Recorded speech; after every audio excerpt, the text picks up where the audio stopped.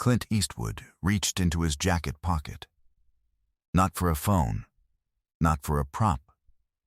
He reached in slowly, with both hands, the way a man reaches for something he has been carrying for a very long time. 300 people in the studio went completely still. Jimmy Fallon stopped mid-sentence. The band stopped moving. What Clint placed on the desk was a single piece of paper, folded so many times the creases had turned soft, almost white at the edges. And when Clint looked up, his eyes were wet. That was the moment the Tonight Show fell completely silent. It was a Thursday night in February 2024. The Tonight Show had been built around Clint Eastwood's new film, and by 7 o'clock every seat in Studio 6B was filled.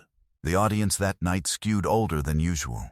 Men in their 60s and 70s who had grown up watching Clint on Rawhide. Women who had seen his westerns more times than they could count. They had come because you do not get many more nights like this one.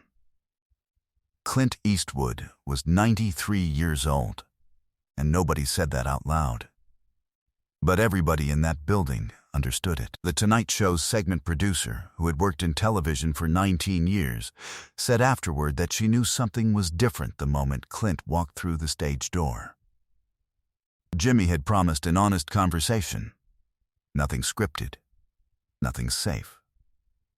For the first 20 minutes, they talked about acting, about Sergio Leone, about what it means to still be working when most men your age have been gone for years. Everything was right.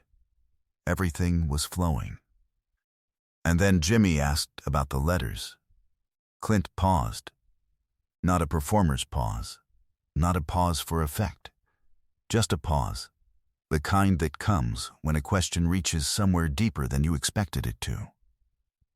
Jimmy had asked whether Clint had ever kept any fan mail, whether any of it had stayed with him over the years. Clint looked at the desk for a moment. Then he reached into the inside pocket of his jacket. What he pulled out was not elaborate, not sealed, not dramatic. Just a piece of paper, folded down to the size of a wallet card. He set it on the desk without saying a word. The paper was yellowed at the edges. The fold lines had gone soft with decades of handling. Clint's fingers lingered on it, pressing flat against the surface the way you press your hand against something you are not ready to let go of. Jimmy leaned forward across the desk. "Clint, you okay?" he asked. Quiet. Barely a full sentence, not a joke. Clint's head tilted slightly. His hand rose once to his chest, and then he said it, quietly. "I've been carrying this one for 55 years. The entire studio froze. Not metaphorically. The audience stopped shifting in their seats. The roots stopped moving. Questlove sticks hung suspended in midair. Jimmy's hand, which had been halfway toward his coffee mug, stopped exactly where it was. Someone in the back row described it afterward as the moment the room forgot it was being filmed. Clint was 93 years old. He was sitting very still, and the wrong assumptions arrived immediately. Was this a medical episode? Had something happened? Was he all right? Then Clint looked up. His voice was barely above a whisper, but caught perfectly by his microphone. "Tom," he said. Just that name. 300 people held their breath.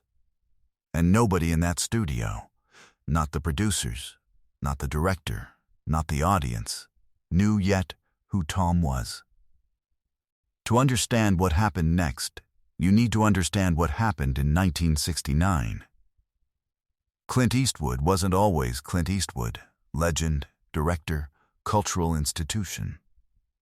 In 1969, he was still becoming. In August of 1969, a 23-year-old Army corporal named Thomas Garrett was sitting on a cot inside a forward operating base outside Da Nang, Vietnam. The base had electricity for 4 hours a day. Mail came twice a week when the roads were passable, less often when they were not. Thomas, Tom, everyone called him Tom, had grown up in Dayton, Ohio, the son of a mechanic and a librarian. He had enlisted at 19 because he believed it was the right thing to do, and because his options at the time were narrower than he liked to admit. He was not a complicated young man. He liked baseball, he liked his mother's cooking, and he had a deep and somewhat unreasonable love for Clint Eastwood westerns. He had seen A Fistful of Dollars 4 times before he shipped out. He had watched For a Few Dollars More on a portable projector at a base camp in Quang Tri Province.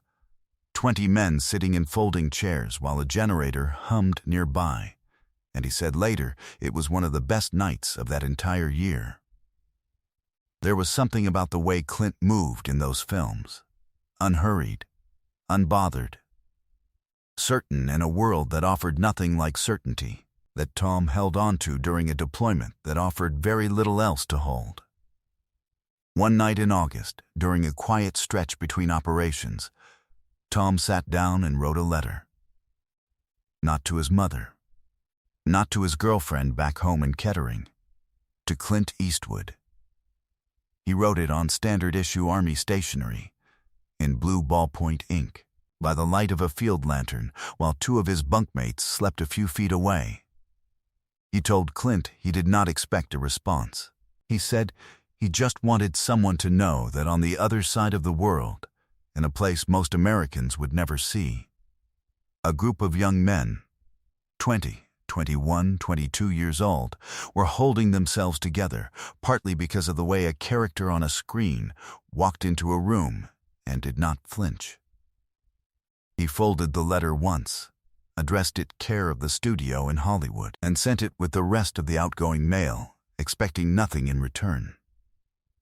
He came home from Vietnam in October 1970 with a repaired shoulder and something else he never named, but that his wife Helen would come to understand over the course of 30 years. He enrolled in school on the GI Bill, became a high school history teacher, and spent 34 years teaching kids in Dayton, Ohio, about the wars their grandfathers had fought, and, when the curriculum allowed, about the one he had been part of himself. He coached junior varsity baseball for 18 of those years. He and Helen raised 2 daughters in the same neighborhood where he had grown up. He retired in 2004, the year the school gave him a plaque and the principal read aloud from a letter his students had signed. He cried at that, Helen said. He almost never cried. He never told his students about the letter he had written from Vietnam. He had mentioned it to Helen once, early in their marriage, and then set it aside the way private things get set aside. He built a quiet, full life. He carried his service the way men of that generation often did, without ceremony, without making it the whole story, without a trace of bitterness. Then, 3 years ago, the diagnosis arrived. Stage 4. Spread to the lymph nodes. 6 months, maybe less, his oncologist told him, though Tom would outlast that estimate the way stubborn men from Dayton sometimes do. One evening he asked Helen what he wanted to do with the time he had. She said she already knew the answer before he finished the question. A letter went to the Tonight Show's guest relations office. A phone call followed. And when the producer reached Clint's representatives and passed along Tom's name and the outline of his story, the reply came back within 24 hours. No negotiation. No conditions. Clint said one thing. Put him in the front row. And I want 5 minutes with him before we go on. The show's production staff were told only that a specific audience member would be seated in the front section that night. They were not told why. Clint told his own producer, quietly, the same thing he would say to Jimmy later with the cameras still rolling. I want him to feel like a person, not a moment. Subscribe and leave a comment, because the most powerful part of this story is still ahead. Behind the scenes, Clint Eastwood had made a decision that defied every producer's expectation. He had asked to meet Tom privately, 30 minutes before the show began, in a green room, two producers were politely asked to leave. Tom knew Clint was that night's guest. Clint knew Tom was dying. What neither of them had discussed, what nobody on the production team knew, was what had been folded inside Clint's jacket pocket since 1969. But this is the moment no one in the studio and no one watching at home ever saw coming. Back in the present, Clint's hand still flat on the letter, Jimmy leaning forward across the desk. The audience completely still. A 79-year-old man with a cane and terminal cancer in his lymph nodes is watching the man who has been carrying his words for 55 years. Tom Garrett had written that letter on a cot in Vietnam in August of 1969, expecting nothing, and had spent every year since not expecting anything more. And now Clint Eastwood, 93 years old, looked out at the front row. He had said Tom's name once, quietly, into the microphone. He said it again, not to the audience, not for the cameras, just to him. Tom stood. Slowly, with his cane, the way a man stands when his body does not quite agree with his intention. He rose from his seat in the front row, and the audience, which had not moved, still did not move. Clint was already rising from his chair. Jimmy said, "Quietly, folks. I think we need to let this happen," and stepped back from the desk. Questlove stood from his drum kit. The director did not cut to commercial. The cameraman nearest the stage did not pull back. Clint reached into his jacket pocket with both hands and unfolded the letter, carefully, the way you unfold something that has been folded for 55 years, with the full knowledge that the paper itself has become something more than paper. He held it for a moment, looking at it. Then, he held it out toward Tom. "I wrote back," Clint said, his voice barely above a whisper, but caught perfectly by his microphone. Tom stopped walking. His hands were shaking around the handle of his cane. "You wrote back," Tom said. "I kept yours," Clint said. "All these years." Tom looked at the letter in Clint's outstretched hand. He looked at it the way a man looks at something he sent out into the world when he was 23 years old and never expected to see again. "I kept yours too," Tom said. His voice cracked on the last word.